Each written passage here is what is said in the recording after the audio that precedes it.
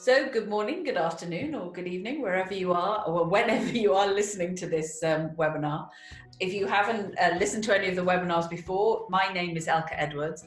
I am the founder and the creative director at Ivy House. And I am here talking to you because I have an absolute passion and a mission to bring game-changing learning to people far sooner in their lives. And the reason for that is I've spent over 20 years of my career working at senior leader level, CEO, director level, and working with people to help them become better leaders and, more importantly, lead better lives. And it drove me insane that this kind of game-changing learning was only available to the highest paying, most senior executives. So sold my company, started Ivy House, and that's why I'm here.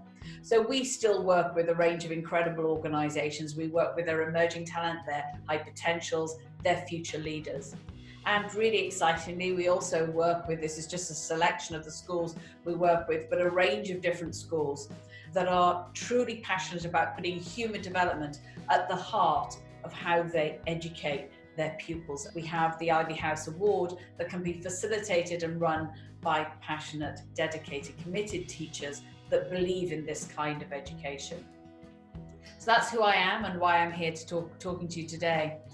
The subject of our conversation today is relationships and how to foster truly wonderful, brilliant relationships that actually add to our lives rather than take away from them. So what I'd love you to do is grab a pen and paper. I'm going to be asking you a lot of questions. And I'm going to start off by asking you to think of a relationship that you would just like to be better.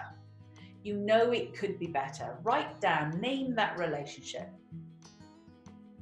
And now what I'd like you to do is to write just 3 words that would describe that relationship.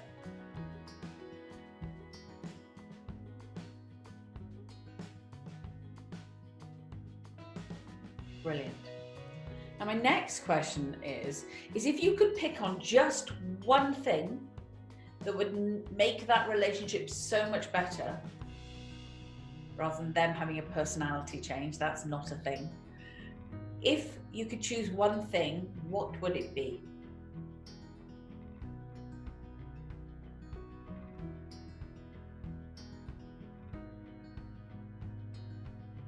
Brilliant. So what I'd like you to do is to hold that relationship in your mind as we go through the work we're going to do together. And what is that work? So I'm going to do 2 things this morning. I'm going to talk you through the ABC of relationships. I think it's one of the most robust models to help people gain clarity on where a relationship might not be working, but also gain clarity of then how they can do something about it.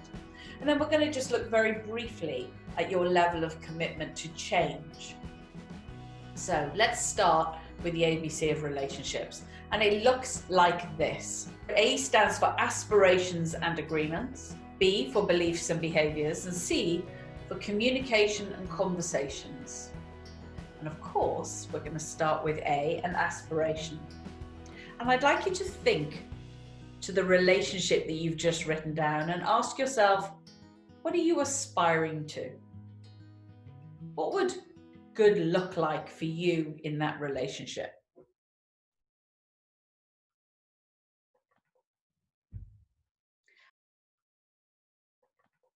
And now ask yourself, how clear are you on what good would look like for the other person? What do you think they're aspiring to? And now be really honest with yourself. Have you ever had that conversation? And if you're thinking of a work relationship, people often go, oh, I'd never have that kind of conversation with my boss. What kind of relationship are we aspiring to? Well, more fool you is all I can say. Because if we're going to create brilliant relationships, we need to do it in an intentional way. And that means saying to your boss, well, I've just started working for you. What I really need to know is what good looks like for you. How are we going to work this? And then I can share what good looks like for me, and together we can create something that works for both of us. So the other thing that people do, especially in personal relationships, is they tend to focus in on stuff. What house do they want to live in? What part of the country? What kind of car? How many children do they want? When do they want them? Those sorts of things. But actually, if we're going to create a working vision for our lives and our relationship, it looks very different to that. So this is just a toe in the water, but the starting point would for you both to have a personal vision for your life that you write and create separately, that goes into far more depth than the kind of job you want and the kind of house you want to live in. And then secondly, you share those personal visions and you both get to read and really understand what's important to the person you're in a relationship with and actually understand what that means for you. So if you're in a relationship with somebody that has an absolute vision to travel the world, but your vision is to become part of a small local community, then you have some conversations to have. Secondly, you're going to need a shared vision for your life together, but you have to start with your own personal ones first. And again, really go into the depth, and as I've just said, not about stuff, but about feelings, experience, growth, belonging. What do you want to contribute? What kind of lives in all its depth do you want to lead? And of course, recognizing that this aspiration will evolve and change over time. So that's the first part of the A. The second part of the A is you're going to need some agreements that will enable you to create that vision that you've just created. Now, the interesting thing about agreements is most people don't live by agreements, they live by expectations. I might have an expectation that it's my husband's job to put the bins out every week. He might have an expectation that it's a shared job. That's not an agreement. An agreement is talked about. It's clear to both parties. It can be adjusted. It can be referred to.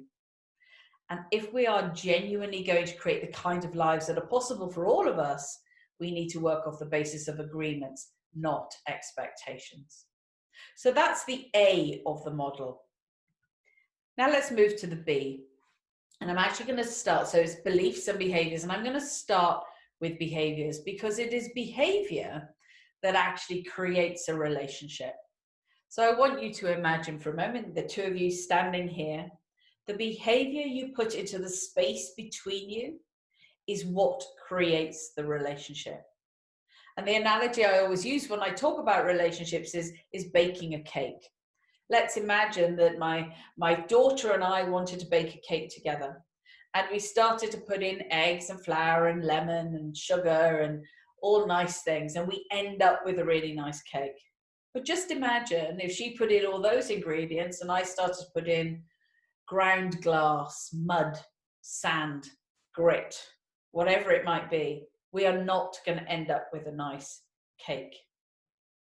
And that is how you need to think about your relationships. You need to think about the behavior, the ingredients you are putting in to see if you are creating the kind of relationship that you actually want. It's really interesting. I did a talk yesterday to 100 global leaders of a massive organization, and I got them to write down the behaviors they were putting in to their primary relationship at home and the behaviors they were putting in their primary relationship in work. And actually what happened was they were all very shocked about the difference in the behaviors they were choosing in both different scenarios. And I guess it's not going to take much to guess that actually most of them were putting in their better behavior in work and their not so good behavior at home. So this is the important thing though about behavior, is behavior is our choice.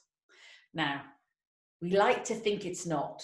We like to think that we're stressed because we're in the middle of exams, or we're overwhelmed because our boss has given us so much work, or we're frustrated because that peer of ours is so annoying. We like to think that our behavior is determined either by other people or what is going on around us, but it's not. In fact, I would go as far to say our behavior is our ultimate human power. We have a choice about how we react to any event that is going on around the world, around us. Lockdown, COVID, we have the choice about how we react. And the minute we give that away, we are giving away our power. And if you want to learn more about this, I suggest you listen to the first webinar because we go into a lot of detail about how we make behavioral choices. So I'm going to ask you a question, and I want you to be really honest with yourself. Have you ever blamed someone or something else for how you've behaved? listen, you wouldn't be human if you hadn't. And we still do it now. I do find myself saying to my husband, oh my God, you make me so angry. But the reality is he doesn't make me angry. I choose anger in relation to whatever the event is. Maybe that's him, but I'm choosing that response. So let's look at the relationship we started with. What I'd love you to do is put a line down your sheet. And on the one hand, I'd like you to answer, what behavior are you putting into the relationship right now? And on the other side, what behavior are they putting into the relationship right now?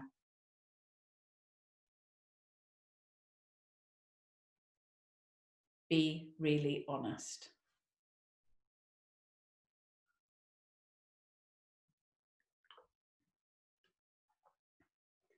Now I'm going to ask you to look at your list, the behavior that you're putting into the relationship, and I want you to write that as if you were writing from the other person's eyes.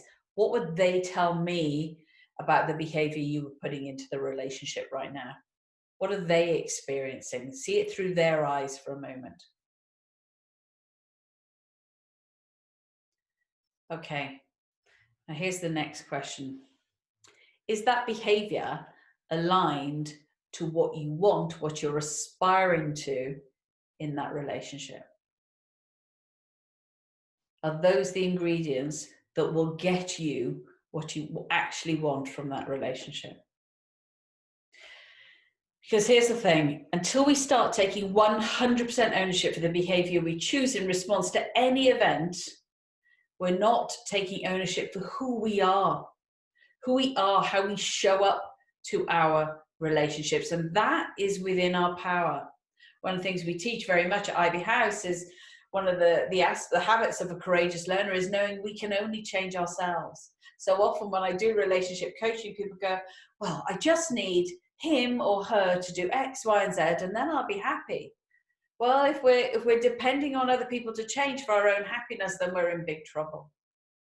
So that's the first B I want to talk about in terms of the ABC of relationships, and that's behavior. Let's look then at beliefs. Now, to be really clear, a belief is just a thought we've bought into. It's not a truth. I might believe, I might believe that Surrey's the best county to live in, right? I'm not saying I believe that, but I might believe that. That's a thought that I've bought into. I make it feel like a truth to me, but it's not a truth. It's a thought I've bought into. Now, the reason I'm talking about beliefs is because one of the drivers of our behavior is our thinking. And our thinking is made up of a selection of beliefs that we've collected over the years. In particular, to relationships, there are 3 key areas that we need to be mindful of. What do you believe about yourself in the relationship? So you might believe that I can only be happy in this relationship. If this relationship were to go, I would never be happy again. You might believe that actually this person brings out the worst in me. So what do you believe about yourself in this relationship? Secondly, what do you believe about the other person? They're never going to change. They've always been aggressive. They'll always be aggressive. They're egotistical. They're narcissistic. What do you believe? They're weak. They avoid conflict, and that's the main problem in our relationship. What is it you believe about them? And what do you believe about the relationship yourself? I've heard people say, well, it was doomed from the beginning. It was never going to work. We came from such different backgrounds. What do you believe about the relationship? Now, the reason it's really important to uncover these beliefs is, as I say, the way we think about things drives the way we feel about things, and the way we feel about things drives the behavior we choose in any situation. I want to show you this little man. You've all been to the opticians and tried those glasses on, and they put loads of lenses in. Maybe it's just me because I'm totally blind, and they're quite heavy. And we know we're wearing them because they're quite heavy and they've got less, and they distort our view of the world. Now, this is what I call our belief glasses. The problem with belief glasses, though, is they're not heavy and we don't know they're there. So we think that our view of the world is right. we believe that the way we see things is right. And therefore, if somebody disagrees or does something in a different way, then they're wrong. Now, this really matters in relationships. For example, I might believe that men can't multitask.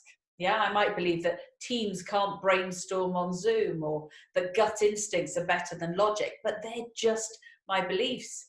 But if they're stuck so closely to my eyes and the lens I see the world through, then I am just believing that I am seeing the truth. And the moment we get into that deluded state of believing what we're seeing, and believing what we're seeing is the right view and that anyone sees something different, we're in trouble in our relationships. So the next part of being the ABC of relationships is to really start to uncover the unhelpful beliefs that you might be carrying with you into your relationship. Okay, let's move on then. Let's move on to C, which is communication and conversations. And people always go, well, aren't they the same thing? But of course, conversations are part of how we communicate. But we also communicate through our energy, through our eye rolling, through our huffs and our slumps and our... If I'd have come on to the webinar today and just talked like this, I suspect you might not have got to where we are now, and I can't even do it. I find that really hard.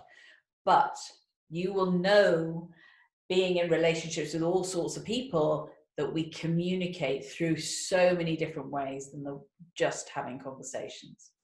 So I want you to be mindful of the kind of communication that is going on in this particular relationship, or any relationship that you are looking to resolve and make better, or even create, actually. So I'm going to focus most of my time left now on conversations, because conversations are the glue that hold relationships together. And in my experience, it's the thing that people are least effective at. In fact, it's something we teach it in the award, and we teach very clearly on our programs, is how to have effective conversations. So I'm going to do a whistle-stop tour, and you'll find far more information in the book, but it is so useful. And I'm going to start by asking this question: what's the quality of the conversations like in this relationship we're talking about today? Are they honest? Are they respectful? Are they timely? Do people get annoyed about things and let it build up for weeks on end until they explode? Are they adult? Are they mature, loving, caring, open? So just jot down a couple of words that might describe the conversations that you have. They might be fake, pretending everything's fine when it's clearly not. And now my next question for you, and this is one of the most powerful tools we use on our programs, is this model. I always ask people, are you above or below the line? Now today I'm going to make it easy for you, because I'm going to tell you what I mean by being above or below the line. When you're above the line, you're motivated by learning. And when you're below the line, you're motivated by being right. And in fact, more than being right, you're motivated by winning. I want you to think about a conversation maybe you had in work that didn't go very well for a moment. And ask yourself, which behaviors did you see? So when people are above the line and they're motivated by learning, they don't really mind what solution people come up with, as long as it's the best solution that we can come up with today. They don't mind if it was their solution or their idea. And the sorts of behaviors you will witness is people sharing information, sharing not just thoughts, but how they feel, being vulnerable, actually listening to other people, proper listening. I mean the kind of listening that, you know when you're in a bit of an argument with someone and they're talking, are you really listening? Because in my experience, what I see is most people not listening at all. What I see is them going, just waiting for the other person to stop talking, so I can finally go in, yes, but what you didn't know is this, and come in with my clever comment. So when they're talking, what I'm actually doing is planning what I'm going to say next. So that's below the line behavior. But when we're above the line, we actually really listen. We're prepared to change our mind. We talk normally, we consider what people have said, we build on what they say, we ask genuine questions. I really don't understand that. Can you explain more? I really want to understand. When we're below the line, we hold back information, we pretend to listen, that kind of listening I just explained. We get loud or we get very quiet, we fold our arms, we do a lot of nodding, we do this politically correct and pretending to be involved thing. We compete, maybe overtly or maybe far more subtly. We talk over other people. We decide often what our belief is, our solution is, before the conversation's even happened. We manipulate through different use of questioning, and we resist change. In fact, very often when we're below the line, admitting we were wrong, well, that's just not an option, is it? Now, in my experience, most people are below the line in conversations. Courageous learners, as we call them in Ivy House, will often end up below the line in a conversation, but when they're there, they'll know they're there and they'll say something like, hang on, we need to pause a moment. I'm finding myself getting defensive. I don't want to get defensive. I want to be in an open place. Just going to have a fresh air for 5 minutes. I'm going to come back because I really want to engage in this from a really, truly open place, a place where I am open to change my mind, and I'm just finding I'm not there. So I want you to, for a moment, to bring to mind the last difficult conversation you had with this person we're talking about. And ask yourself, were you above or below the line? Were you defending your position? Were you blaming them for what was going on? Or did you really stop and get calm and listen to what they had to say? Because that is how we connect with people. And it might be through truly listening that you realize that actually this relationship isn't going anywhere, or actually you and your boss, you need to do some proper work to look at your aspirations and how you're going to work together, because this isn't working. But at least by genuinely getting to a place where I'm open to understanding what's going on here, I can then come at it from a really strong place. So, where were you? And where are you usually? What about when you get challenged in work? What about when, I don't know, pupils put their hands up and go, well, that's just a stupid rule. Why are we doing that? Or, you know, one of your colleagues goes, they want to change something that you're very invested in. Do you go straight to defend? Or do you go, wow, that's interesting. I have a completely different view to you right now. I'd be really interested in how you've come to that conclusion, and actually be interested rather than just try and prove them wrong. Because if we're going to create great relationships, we need this glue. So, having brought to mind that last difficult conversation, what would it take for you to be above the line in this relationship? I tell you one thing it'll take. It'll take leaving your ego at the door. When we play from a place of ego, then it's going to be difficult to have effective conversations. I love this quote to finish us off on the ABC of relationships. Just for now, there's far more detail, as I say, in the programs we run in the book. But when it comes to relationships, if we're playing to win, we've already lost. Relationships are co-created. We both have to show up in a way that we both want it to work. So just to round off, I wanted to check in with you really around what it means to committing to change, what it will mean for you to create a different scenario, a different energy in this relationship. And of course, what it comes down to is the behavior you're putting in.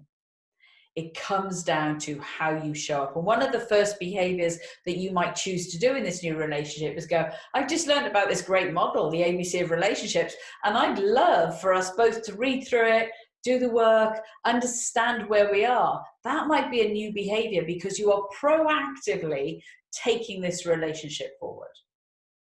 It might be that you recognize that you've been putting in sand, grit, and mud, and maybe it's time to put in something different and see what happens as a result of that.